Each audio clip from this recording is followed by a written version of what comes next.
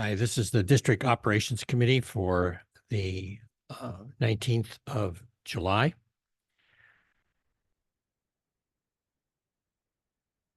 Could we do Roll call. minutes? Yeah. Director Matt Sampson, Here. Director Monty Schmidt, Director Jed Smith, Here. Vice Chair Ranji Kush, Here. and Chair Larry Russell. Here. Okay, can I get a motion to adopt the agenda? So moved. Second. Roll call. Director Sampson, Yes. Director Smith. Aye. Vice Chair Kush, Aye. Chair Russell, Hi, and there are no comments on that. you got it in front of me. That's good. Okay, I need a motion to approve the minutes. So moved. Second. Roll call. Actually, I meant there was no public comment on the agenda, Oh. approval of the agenda. Are there any public comments on the non-agenda? There are none. Okay, Okay, now we can go. And I'm sorry, could we repeat that? roll motion? call on the minutes. Yes. Oh, okay. Director Sampson, Yes. Director Smith. Aye. Vice Chair Kush, Aye. Chair Russell. Hi. Thank you. Okay, Alex, you're up. Fire flow. Good morning, Chair Russell, board members. This morning, staff will be presenting Ava Prajan, our assistant engineer, is going to be presenting the Rock Ridge Pipeline Replacement Project. That is a component of the fire flow improvement program. So head out. Good morning. Thank you for having me. Today, I'm here to present the Rock Ridge Pipeline Replacement Project.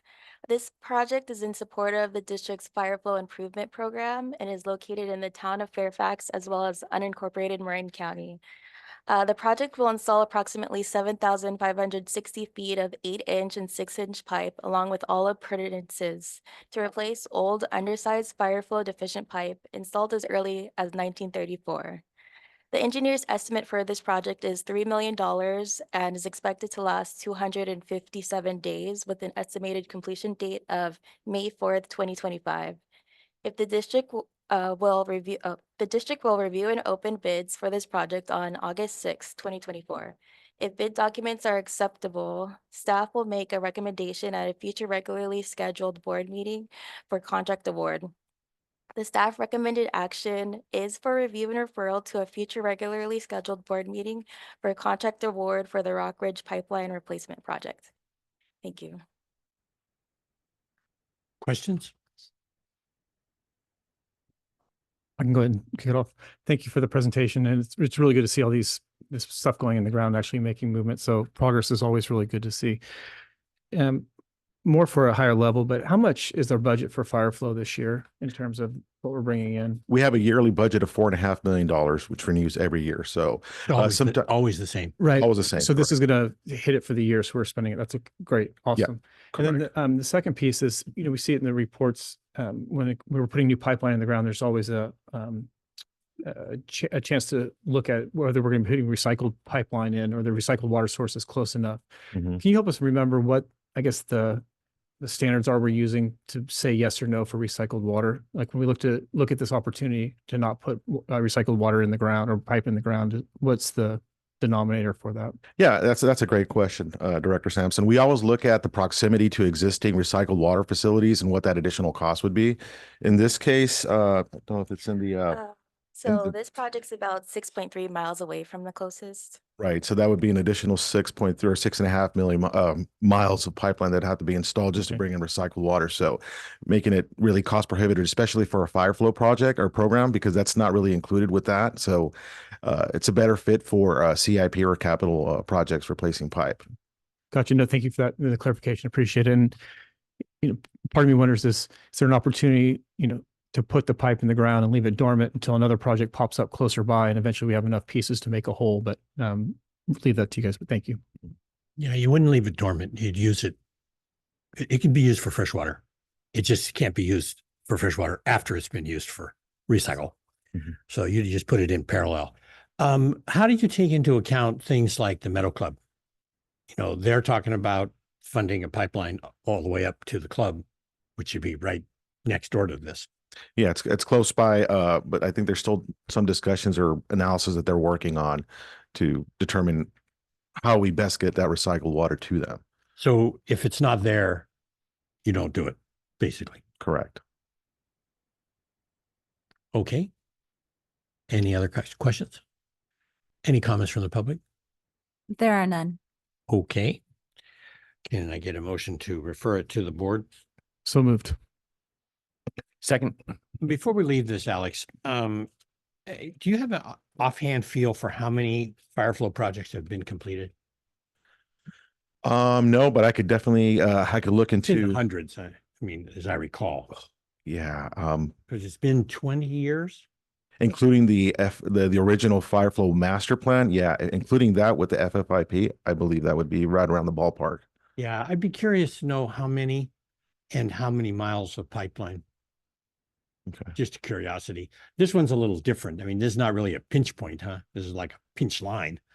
Yeah, that's typically just, replacing undersized pipe, in different areas of our service area. It could be useful as we respond to that to also look at where are we projecting? We do have a set of fire flow projects and we have this set annual amount. Mhm. As we know, the costs keep going up on a per mile for piping, so we're getting less and less. So it'd be interesting to see, are we projecting with the current program in place, we'll be able to complete those projects or we'll have a deficit?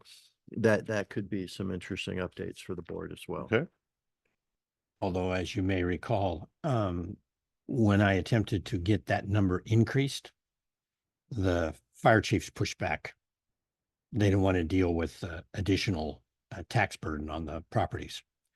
So, because it seemed to me this was a very logical, I mean, one could argue all the work we do is fire flow. Every replacement we make is related to fire flow. So, if you took that to its logical extension, you could, if you pushed up the fire flow number, you could then do more of these.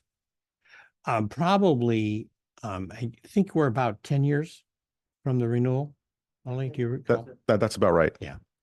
So it probably should have an inflation adjustment, Mhm. just something to think about. It was passed by vote, so it's a little complicated. But anyway, thank you. Okay, renewable energy.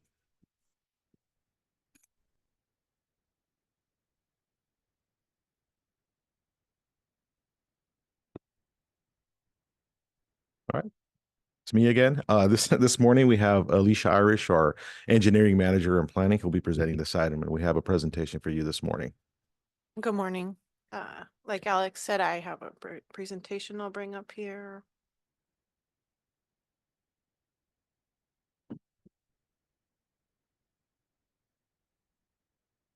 All right, here we go. Okay.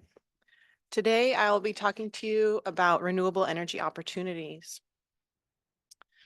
We'll start by going over our project approach and then give an overview on some of the common types of projects like in-conduit hydropower, which is also referred to as energy recovery turbines, pump storage hydropower, talk about the regulatory landscape we'll enter into by implementing some of these projects, give an evaluation of some of the specific district locations we've looked at for these types of projects, and then have some final conclusions.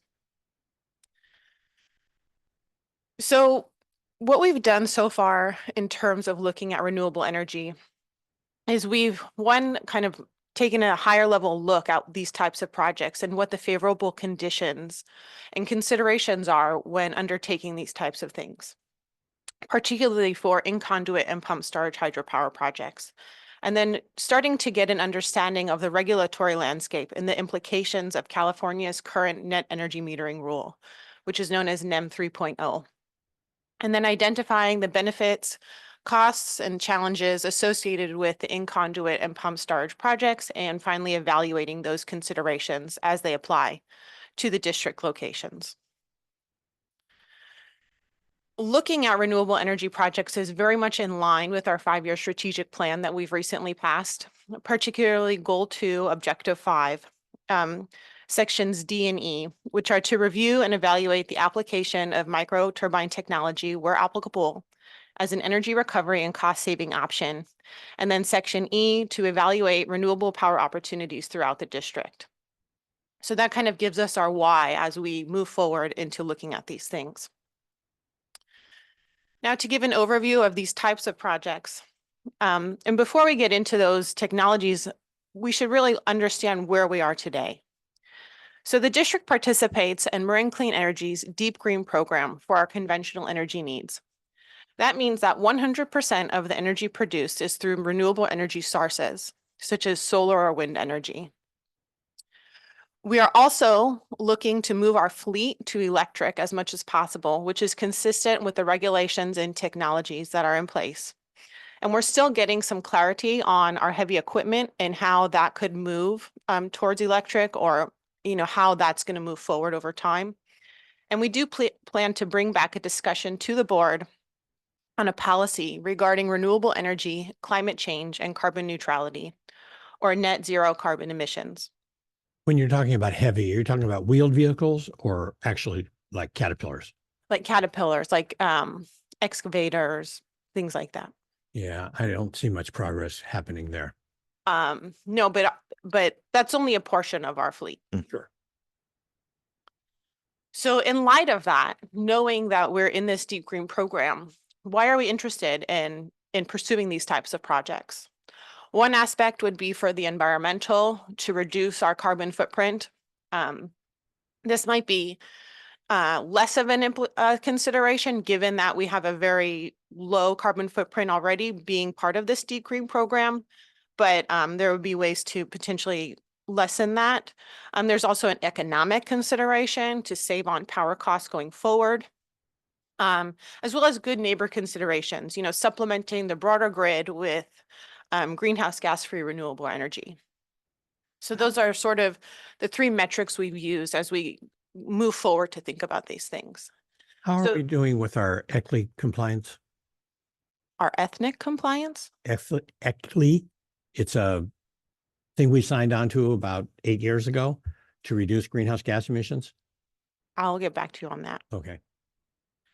I think, Alex, you asked me about that, or you asked me what I said. Yeah. Were you able to track it down? We were still kind of we'll look into that to get that information back to you. But yeah, it was just clarification on, because didn't know what the name was, so we got that. But you got it. Yes, Yeah, we yeah. did. It's like ECLI or ICLI or something like that. Yes. So one type of project is the in-conduit hydropower, or these energy recovery turbines, which essentially is in line to one of the existing transmission or distribution pipelines. You insert a turbine. Some of the things that you would think about before implementing something like this is the energy potential at that site, which is really a function of the water flow and the hydraulic head at that particular location. And then, as we'll get into further detail later on when we talk about the regulatory landscape, how is that site located in relation to our existing power needs and the existing grid connection? What is the space availability at that site? What are the downstream power requirements? And taking all of those factors, what does that mean for the return on investment of pursuing a project like this? Then you have your pump storage hydropower, which is a different type of project. The premise of this project is to pump the water from your lower basin to your upper basin when the power is cheap, and then to have the water run down when the power is more expensive, capitalizing on that price differential of the power, so acting as somewhat of a starred battery. These projects greatly benefit from the economy of scale. So the Helms pump storage project that I show on the right, both of these basins have over 120,000 acre feet of water in them, which is much larger than any reservoir that we have in our service area. And then some of the things you think about, like I mentioned, these types of projects you can think of as a large battery. They're really designed to maximize and capitalize on that price differential of energy. And that is the major challenge. And we'll get into that when we get into the NEM 3.0, because what that price differential used to be is not really what that price differential is any longer. So when we go about our water supply projects, we interact with a suite of agencies that we're fairly familiar with, the Water Board, CDFW, things like that. But if we were to pursue renewable energy projects, we come into a whole other landscape. We're potentially dealing with agencies like FERC, CPUC, ISO, and then, notably PG&E. So PG&E has had this net energy metering rule for over 30 years. The NEM 1 was established in 1995 based off of SB 656. And at that time, customers received full retail rate credit for the exported energy. So it was a 1-to-1. That changed with NEM 2.0, which became fully in place in 2017.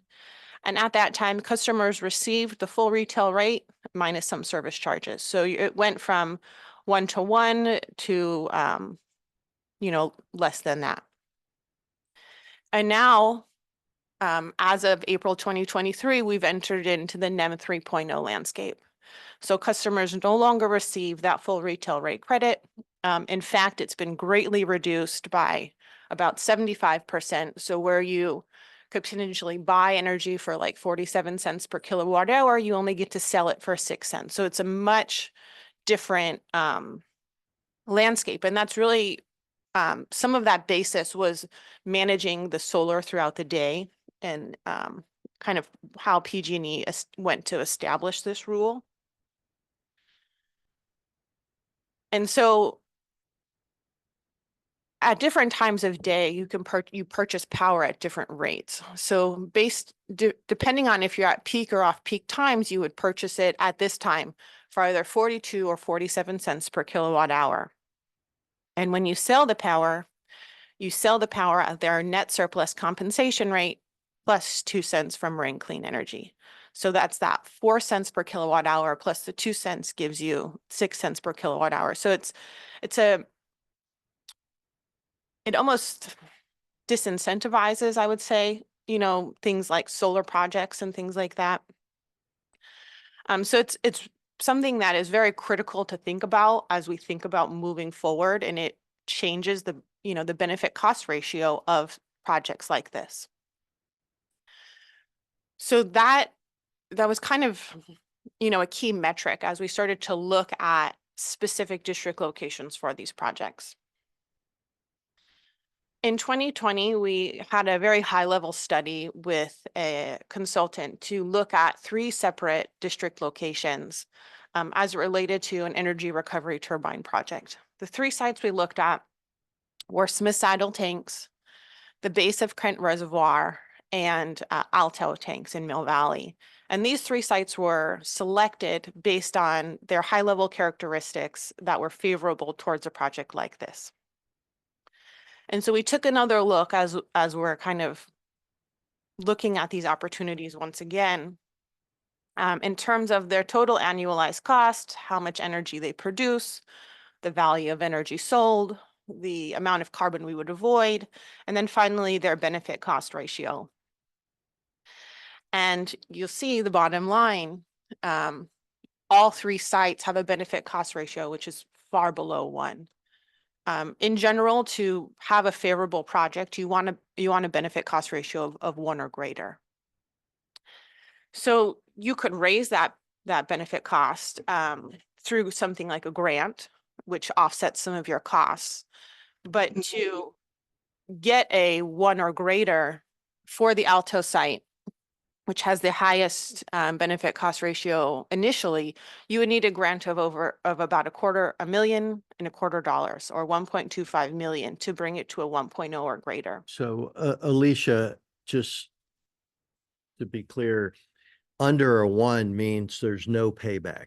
Correct. If it's above 1, then you can calculate, you have a 3-year payback, a 5-year payback, a 10-year payback. But if it's less than 1, there's no payback. A clarifying question on that.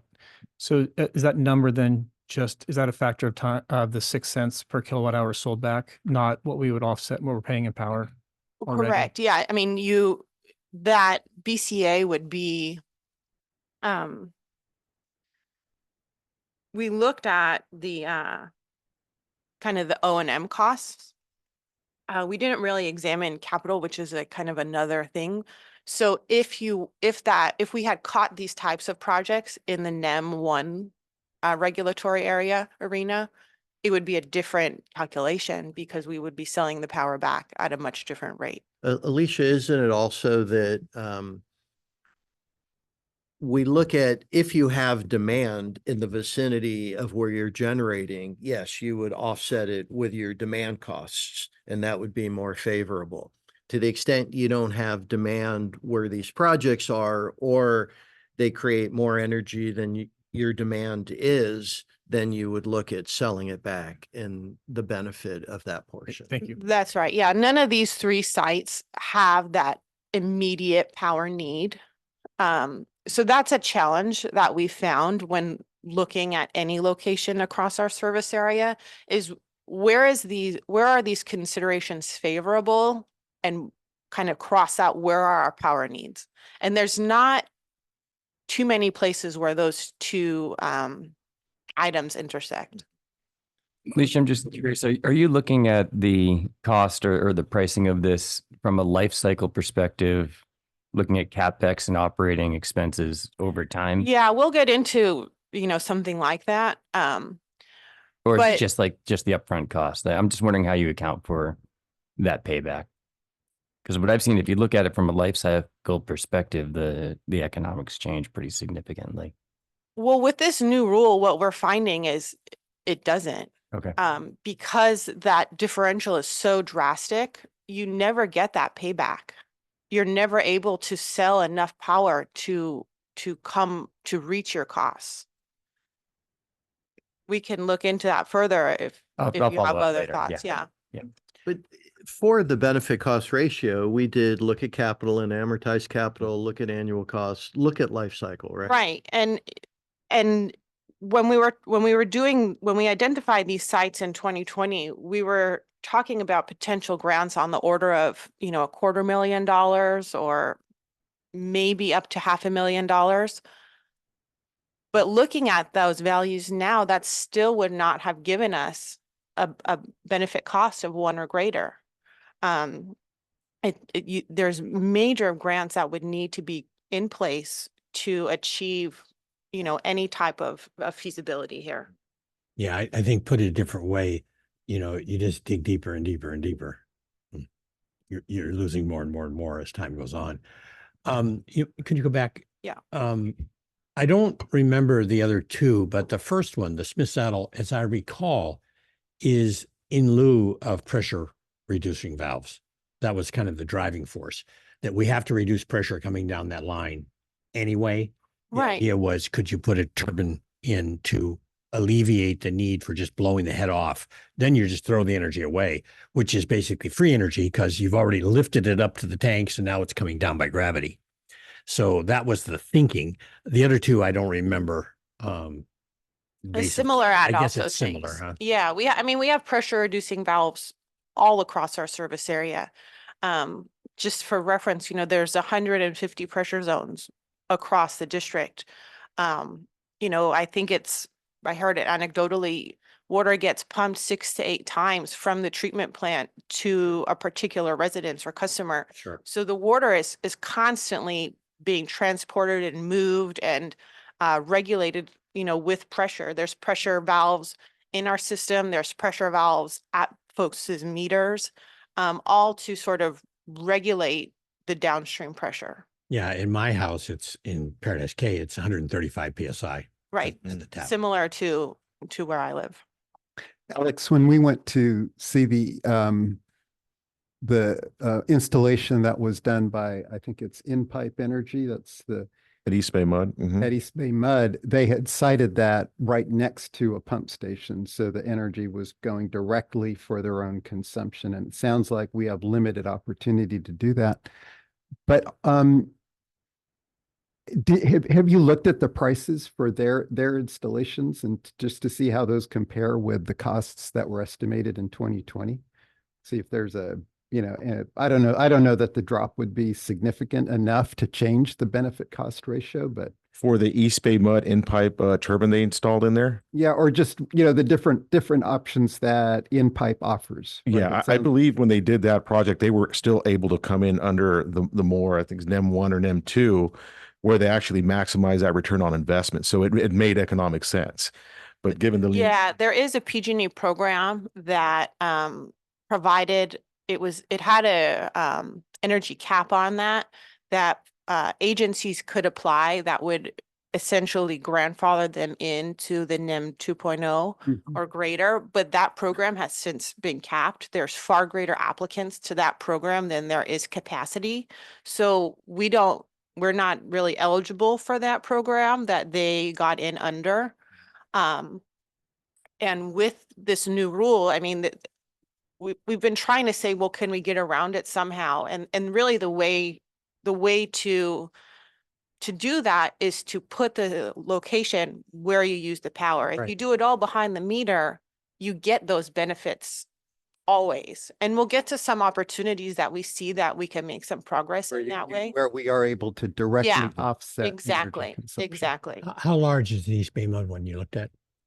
Oh, it was like an 8-inch pipeline that was connected to there. It was, So it's but it's still producing, I believe, 30 kilowatts. So it was sufficient to help offset the cost of the pumping at that station. a little bit. Yeah. So before we get into some of the wins that we see, I wanted to just touch upon, Phoenix Bontempi, because the topic had come up about potential pump storage at that location. So right now we have 2 reservoirs that we've heard about, Phoenix and Bontempi. Bontempi is located at a higher elevation than Phoenix. And the proposed project would, put a pump in between those 2 reservoirs to pump Phoenix water to Bontempi. With a pump storage hydropower, you would add this component to generate the energy. However, at this site, the power demand is very minimal. There is a Phoenix transfer station, but it's not used continuously. It's very intermittent. And due to this NEM 3.0, the configuration requires the sale of power to the grid at a fraction of the price that's used to purchase the power to pump it. So the project economics make this project economically infeasible. We evaluated a per cycle cost. It would cost about $67,000 to pump the water, and we would achieve a revenue of about $8,000 per cycle. So we would have a net loss per cycle of implementing a pump storage project at this site. Plus, you don't talk about the water quality impacts. The Helms one you indicated is the Tehachapi pump station, which is the 30% of California power goes into that pump station, lifting the water out of the Central Valley up to Los Angeles through the Tehachapis. So there's a huge impetus, and Helms is big, megawatts. But these kind of things are kind of, like I say, you just keep digging deeper and deeper and deeper. However, this exercise has really allowed us to look at what can we do. And we know that San Geronimo Treatment Plant is our largest energy site across the whole district. It is about a quarter of our energy usage. So this one site produces 25% of all the energy that we expend across the district. You might indicate, though, again, that's the pump station pumping up to the tanks. The treatment plants don't use that Right, much yeah, power. the whole property, the whole site.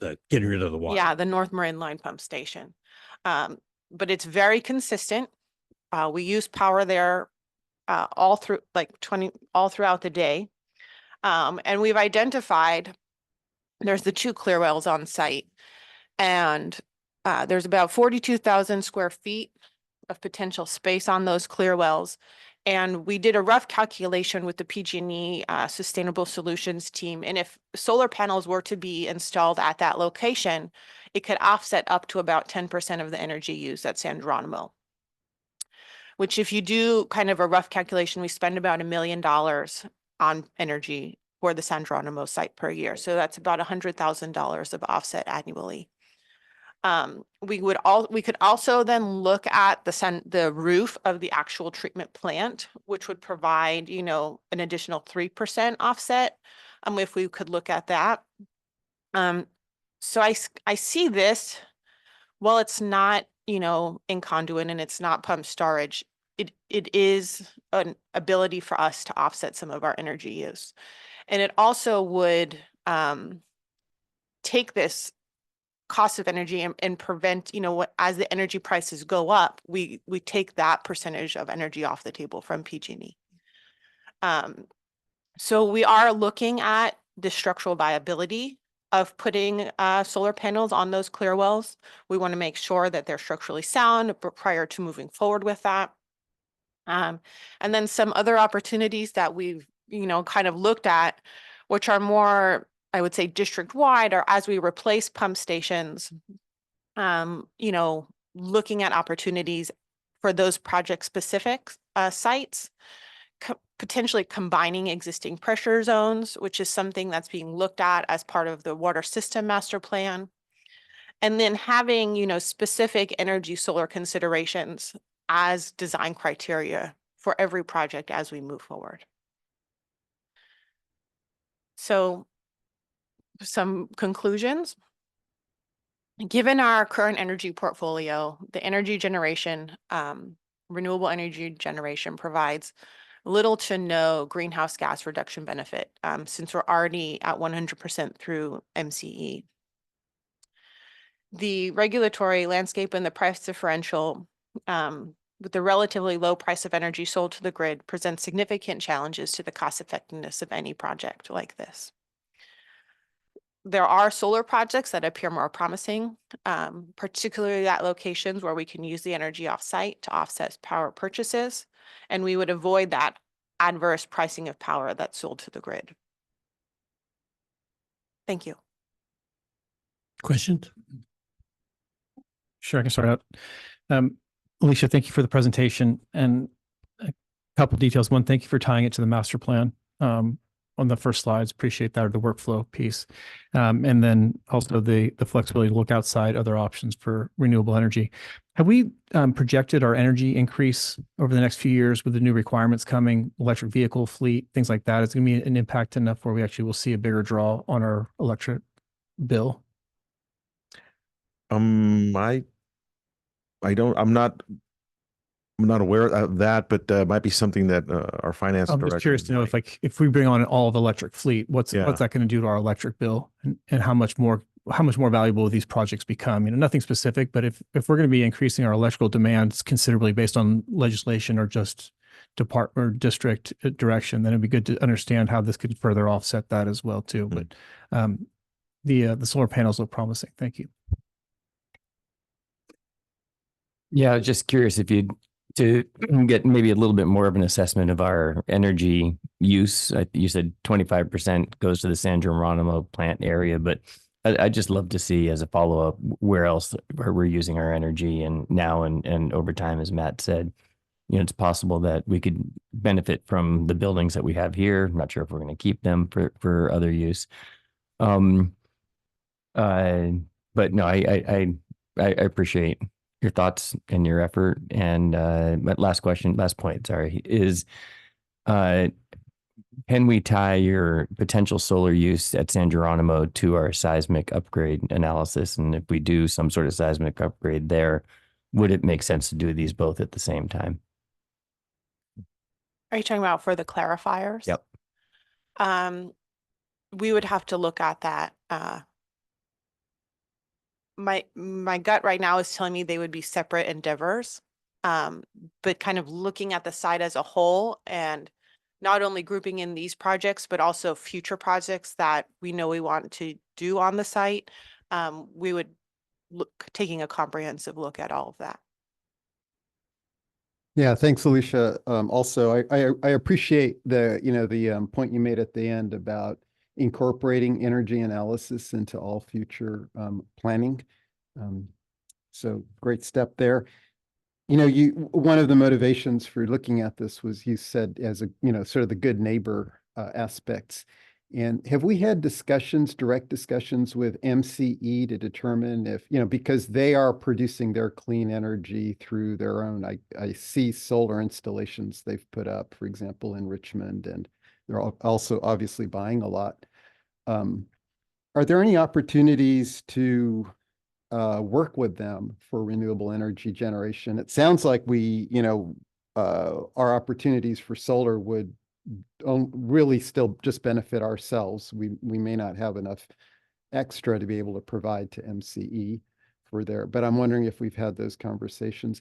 The other one is just on the pump storage hydropower. I think your point is good that the capacities of our reservoirs are probably too small to ever achieve the efficiency or it would never be cost effective given how small those are. But have we spoken to MCE about, using our reservoirs as a battery for them rather than, doing this just to sell electricity back to the grid? Has there been any of that type of discussion with them? We have had conversations with MCE over the years, not specifically about the Phoenix Bontempi project. I think we need to, understand some of those considerations a little bit better before we, I think, specifically engage in a conversation with them about that site. But certainly for, if we were to find a more appropriate energy recovery site for a turbine, or look into grants that might afford us that feasibility to move forward with them, then MCE would definitely be part of that conversation. And, if we move forward with the solar at San Geronimo or some other large array, I think it would be very appropriate to talk with them about that. I was a few years ago pretty engaged with someone that came on board at MCE that was looking to develop projects, and we sent them, some of these early reviews we had, and their interest diminished and really ended with the scale of our projects. They didn't understand initially. They were like, oh my God. And then they understood the scale, and it really dropped off their interest. I don't know what it would be today. It's worth having that discussion again, perhaps. But right, they were, you can imagine, we're looking for some big projects.